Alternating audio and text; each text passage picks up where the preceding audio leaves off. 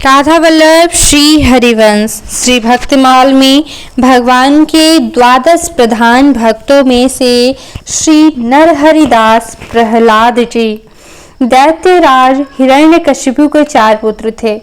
उनमें प्रहलाद अवस्था में सबसे छोटे थे, किंतु भगवत भक्ति तथा अन्य गुणों में वे सबसे बड़े हुए। संसार में जितने भक्त हो गए हैं, प्रहलाद जी उन सब के मुकुटमणि हैं।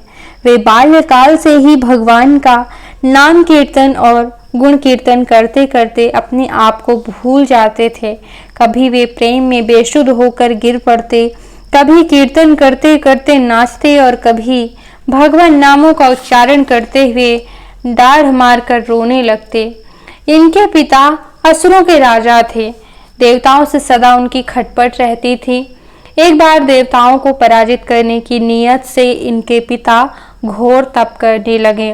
वे भगवान की सकाम आराधना में इतने निमग्न हो गए कि उन्हें अपने शरीर तक का होश नहीं रहा। देव राजेंद्र ने अवसर पाकर असुरों के ऊपर चढ़ाई कर दी। उन दिनों प्रहलाद गर्भ में थे। इंद्र ने असुरों को मार भगाया, उनकी पुरी को लूट लिया और प्रहलाद की माता को पकड़कर ले चले। वह बेचारी गर्भवती दीना अबला कुररी की भांति रोती जाती थी। रास्ते में दयालु देवर्षि नारद मिले। उन्होंने इंद्र को बहुत डांटा और कहा, तुम इसे क्यों पकड़े ले जाते हो? इंद्र ने कहा, भगवान मैं स्त्री वध नहीं करूंगा। इसके पेट में हिरण्यकशिपु का जो गर्भ है, उसके उत्पन्न होने पर मैं उसे मारकर इसे छोड़ दूंगा। देवर्षि ने अपनी दिव्य दृष्टि से देखकर कहा, अरे इसके गर्भ में तो परम भागवत पुत्र है, इससे तुम्हें कोई भय नहीं, इसे छोड़ जाओ। देवर्षि की आज्ञा पाकर इंद्र ने उसे छोड़ दिया। देवर्षि उसे अपने आश्रम पर ले गए। यहाँ लाकर वे प्रहलाद की माता का मन बहलाने के लिए भांति भांति के भगवत चरित्रों को कहा करते थे।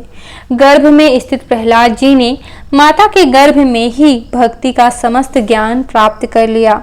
पीछे हिरण्यकशिपु के आने पर प्रहलाद की माता घर आ गईं और वहीं प्रहलाद जी का जन्म हुआ। ये जन्म से ही भक्ति की बातें किया करते थे। बच्चों में खेलते खेलते ये उन्हें भगवान नाम कीर्तन का उपदेश दिया करते और स्वयं सबसे कीर्तन कराते थे। 5 वर्ष की अवस्था होने पर हिरण्यकशिपु ने अपने गुरु के पुत्र षंड और अमर्क के यहाँ इन्हें पढ़ने भेजा, किंतु ये तो समस्त शास्त्र माता के पेट में ही पढ़ चुके थे। गुरु बताते थे कुछ, ये पढ़ते थे प्रभु प्रेम की पाटी। एक दिन पिता ने पूछा, तुमने जो सबसे अच्छी बात अब तक पढ़ी हो उसे बताओ। प्रहलाद जी बोले, सबसे अच्छी बात तो यही है कि इन सब प्रपंचों को छोड़कर भगवत भक्ति में शीघ्र से शीघ्र लग जाना चाहिए। अपने पुत्र के मुंह से भगवत भक्ति की बात सुनकर हिरण्यकशिपु बहुत क्रोधित हुआ, पुत्र को मारने दौड़ा। गुरु पुत्रों को भला बुरा कहा। जैसे तैसे समझा बुझा कर लोगों ने प्रहलाद को छुड़ा दिया।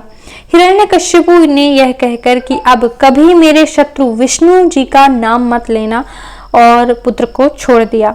प्रहलाद जी भला हरि नाम कब छोड़ने वाले थे। वे नए उत्साह के साथ भगवान कीर्तन में तल्लीन हो गए। अपने सहपाठियों से भी कहते, सच्चा पढ़ना तो भगवान की शरण जाना ही है। सांसारिक पदार्थों के नाम पढ़ना अज्ञान की ओर बढ़ना है। वे दिन रात भगवान के नामों और गुणों के कीर्तन में ही निमग्न रहते थे। इनके पिताजी ने जब देखा कि यह किसी प्रकार की भगवत भक्ति नहीं छोड़ता, तो उसने इन्हें सूली पर चढ़वाया, मदमत्त हाथियों के नीचे डलवाया, अथाह जल में गले में पत्थर डालकर डुबाया, हलाहल विष का प्याला पिलाया, धड़कती हुई अग्नि में जलवाया, पर्वत शिखर से गिराया, किंतु इनका बाल भी बांका नहीं हुआ। कांटों की सूली फूलों की सेज के समान सुखद हो गई। हाथियों ने इन्हें उठाकर पीठ पर बिठा लिया। जल के ऊपर पाषाण तैरने लगे। विष अमृत बन गया। अग्नि जल की भांति शीतल हो गई और इन्हें जलाने की इच्छा से ईंधन जलाकर बैठने वाली होलिका स्वयं जलकर भस्म हो गई। पर्वत शिखर से ये हंसते हंसते नीचे आ गए। सारांश यह कि कोई यातना इन्हें दुखी ना बना सके। संडा मर्क फिर इन्हें पाठशाला ले गए। वहां प्रहलाद ने फिर बड़े जोर से अपना वही काम शुरू कर दिया। लड़के सब हरि कीर्तन करने लगे। संडामर्क ने गुस्से में आकर कहा, या तो हमारी बात मान जाओ, नहीं तो कृत्या उत्पन्न करके हम तुम्हें भस्म कर देंगे। विश्वासी भगवत भक्त प्रहलाद क्यों डरने लगे भला? उन्होंने कहा, गुरुजी, कौन किसको मार सकता है और कौन किसको बचा सकता है? सब भगवान की लीला है। इस पर क्रुद्ध होकर संडामर्क ने महान विकराल ज्वालामयी कृत्या को उत्पन्न किया। कृत्या ने प्रहलाद के हृदय में शूल मारा। भक्त भयहारी भगवान की शक्ति से सुरक्षित प्रहलाद की छाती पर लगते ही शूल टूक टूक हो गया। कृत्या परास्त होकर लौटी और दोनों ब्राह्मणों को मारकर स्वयं भी नष्ट हो गई। अपने कारण गुरुओं की मृत्यु होते देखकर प्रहलाद का संत हृदय पिघल गया। उन्होंने कातर कंठ से भगवान से बार बार प्रार्थना की कि मुझे मारने वाले, जहर देने वाले, सूली पर चढ़ाने वाले, आग में जलाने वाले, पहाड़ से गिराने वाले, समुद्र से फेंकने वाले, मनुष्यों से डसने वाले, सर्पों से पैरों तले रौंदने वाले, हाथियों से यदि मेरे मन में कुछ द्वेष न हो तो मैं सबको अपना आत्मा और मित्र ही मानता हूँ, तो किसी के भी अनिष्ट की जरा भी मेरी इच्छा ना हो तो ये मेरे दोनों गुरु जी उठें। प्रहलाद की प्रार्थना से संडामर्क जी उठे और प्रहलाद को आशीर्वाद देने लगे। क्षमाशील प्रहलाद की महिमा अनंत काल के लिए सुप्रतिष्ठित हो गई। संत की यही तो विशेषता है कि वह बुरा करने वाले का भी भला करता है। जब किसी तरह ये ना मरे तब तो इनके पिता को बड़ा क्रोध आया।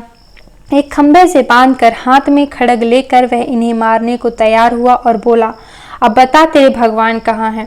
प्रहलाद ने निर्भीकता से कहा, भगवान सर्वत्र हैं, मुझ में, तुम में, खड्ग में, खंभे में, सर्वत्र वे हरि व्याप्त हैं। हिरण्यकशिपु ने कहा, तब फिर इस खंभे में क्यों नहीं दिखते? इतना कहना था कि भगवान आधे मनुष्य आधे सिंह के रूप में उस खंभे से प्रकट हुए। उस अद्भुत नृसिंह रूप को देखकर हिरण्यकशिपु डर गया। भगवान ने जल्दी से उसे घुटनों पर रखकर उसका पेट फाड़ दिया। तब सभी देवता प्रसन्न हुए। सभी ने भगवान की स्तुति की। भगवान ने प्रेम पूर्वक प्रहलाद को गोद में बिठाया, उसे खूब प्यार किया और वरदान मांगने को कहा। प्रहलाद ने कहा, प्रभु, मेरे पिता ने आपसे वैर किया था, इनकी दुर्गति ना हो। भगवान हंसे और बोले, भैया, जिस कुल में तुम्हारे जैसे भगवत भक्त हुए हैं उस कुल की 7 पीढ़ी पहली और 7 पीढ़ी आगे की, 7 मातृ पक्ष की और इस 21 पीढ़ियां तो स्वतः ही तर गईं। तुम्हारे पिता भी तर गए। अंत में प्रहलाद ने भगवान में अहेतु की भक्ति का वरदान मांगा। भगवान ऐसा वरदान देकर और प्रहलाद का राज तिलक करके अंतर्ध्यान हो गए। प्रहलाद बहुत काल तक असुरों के सिंहासन पर राज करते रहे। अंत में अपने पुत्र विरोचन को राज्य देकर वे भगवान की भक्ति में तल्लीन हो गए। इसलिए प्रहलाद प्रातः स्मरणीय भक्तों में सर्वप्रथम स्मरण किए जाते हैं। बोलो राधा वल्लभ लाल की जय हो, हरिवंश महाप्रभु की जय हो, गुरुदेव की जय हो, सब संतन की जय हो। कल हम श्री जनक जी के बारे में पढ़ेंगे। आज यहीं पर विश्राम।